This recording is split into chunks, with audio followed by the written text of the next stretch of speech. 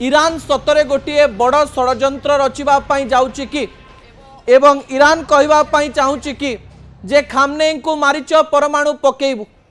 जेतेबेले गतकाली Iran रु खबर आसिला जे गोटे छोटिया भूमिकंप हेइची सेतेबेले अमेरिका रु नै विश्वर बड़ बड़ शक्ति आलोचना करबा आरंभ कले जे यह एक साधारण अर्थक्वेक बा भूमिकंप न हेई पारे। एई भूमिकंप पछरे खामनेई मृत्युर प्रतिशोध निया थाई पारे। ईरान तो यही समय एक चिंता कलानी जो स्थान रे प्राय 80% रु अधिक लोक हेउचंती शिया मुस्लिम एवं जो शिया मुस्लिम खामनेई को निजर धर्मगुरु बोली भाबुथिले, जो खामनेई 1979 मसीह 2026 मसीहा पर्यंत सीधासख भाव में ईरान रो शक्ति थिले, ईरान रो लोक मानक मनरे राज करुथिले, तांकर मृत्यु पर सतरे कण ईरान चुप हो जिवो कि?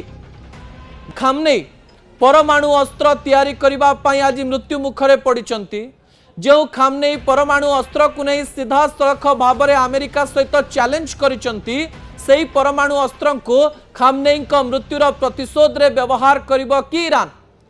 यह अर्थक्वेक खबर बा भूमिकंप खबर सामना को आसवा बेले वाशिंगटन रे अनेक खबर कागज एवं गणमाध्यम रे अनेक तथ्य प्रकाश पाइला जे ईरान एबे शेष युद्ध पई प्रस्तुत होउची।